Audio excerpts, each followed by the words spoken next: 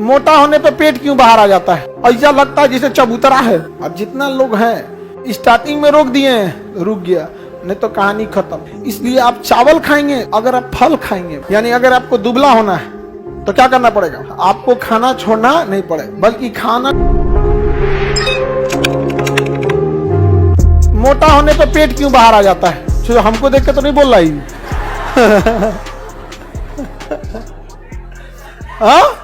देखिए होता क्या है, समझिए। जब आपको कोई पैसा दे, सपोज कीजिए अगर आपको कोई 100 रुपया दिया या 500 रुपया, 1000 रुपया दिया, आप कहाँ खोपड़िया पर रखते हैं? हाँ, कान में मोड़ के रखते हैं, मुंह में, कहाँ? जेब में, पैकेट में, जेब में या पर्स में रखते हैं। तो आपके पास एक्स्ट्रा स्टोर करने का कोई फिक्स जगह है ना? हाँ, बस अगर धक्का-धक खाइएगा ना तो कोशिका कहेगा कि रे बैला इतना ग्लूकोज नहीं चाहिए, तो फैट कहेगा हम जमा कर लेते हैं। ये व्रत भी रहता है, कभी कभी इमरजेंसी में काम आएगा, तो यही जगह यह मिलता है। यही फैट वह पूरा क्या करता है? जमा कर देता है। और जब ये पूरा जमा हो जाएगा ना तो इधरिया स्टोर करेगा और फिर इधरिया करेगा। यहाँ चूड़ीदार पैजामा बना देता है, देखिए पूरा लच्छादार जमा कर देता है यहाँ, एकदम ऐसा लगता है जैसे चबूतरा है। समझ में आ गया कि नहीं? पूरा भयंकर बना देता है, चबूतरा बना देता है। और खाओ धक्का धक, समझ में गया? उसका क्या इलाज है? कम खाइए, ज्यादा मेहनत कीजिए, ताकि आपकी ऊर्जा की जरूरत ग्लूकोज से नहीं बल्कि उस जमा हुए फैट को गला के हो सके, जमा हुए फैट को गला के हो सके। समझ में आ गया कि नहीं आ गया? कितना सिंपल है ये सब।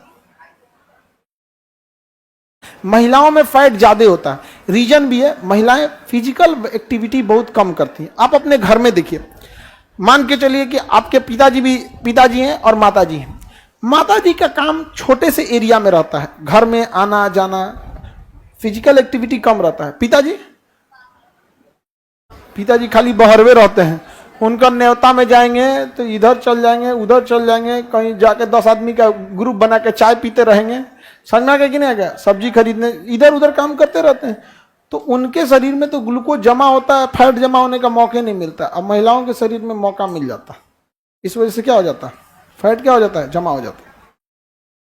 अब जितना लोग हैं मोटा होते हैं, स्टार्टिंग में अगर रोक दिए तो रुक गया, स्टार्टिंग में रोक दिए तो रुक गया, नहीं तो कहानी खत्म।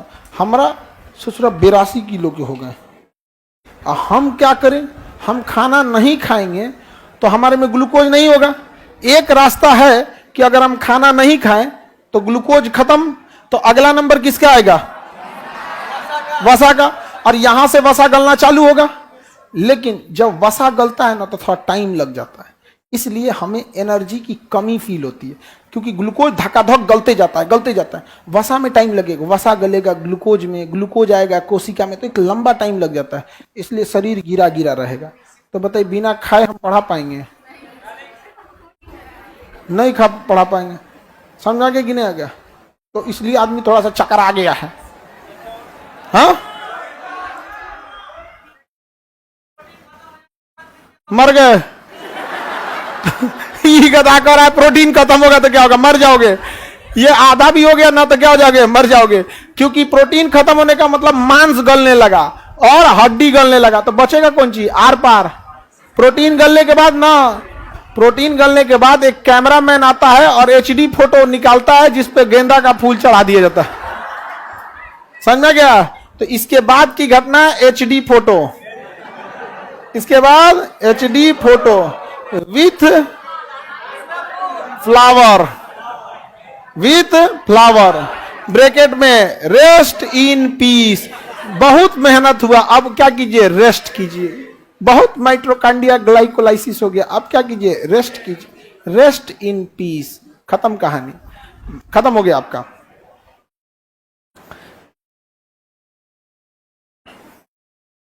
देखिए सर, मोटापे में देखिए मोटा होने का एक रास्ता है, मतलब उसको कंट्रोल करने का रास्ते में देखिए, जब हम आटा चावल खाते हैं ना तो ये ससुरा इसकी नेचर ऐसा है ना कि कुछ हिस्सा इसका ग्लूकोज में जाएगा और कुछ हिस्सा वहीं से क्या बन जाएगा? फैट। इसका नेचर ही ऐसा है। समझा गया? इसलिए आप चावल खाएंगे तो उसका कुछ हिस्सा कहाँ जाएगा? ग्लूकोज, और कुछ हिस्सा जाके जमा होने लगेगा फैट के रूप में। तो अगर आप फल खाएंगे, फल, तो फल में डायरेक्ट ग्लूकोज हो जाता है। फल को पचना बड़ा इजी होता है, खाते 6-7 घंटे के अंदर क्या बन जाता है, ग्लूकोज। तो फल अगर खाएंगे तो भले आपका पेट खाली खाली लगेगा, लेकिन ऊर्जा मिलते रहेगा। तो फल खाइएगा ना तो ज्यादा मोटे नहीं होंगे।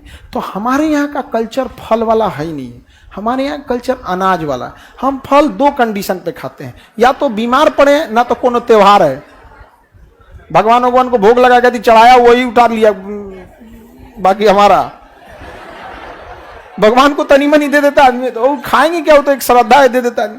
तो या तो पूजा पाठ है और नहीं तो बीमार है। हम लोग क्या खाते हैं, अनाज।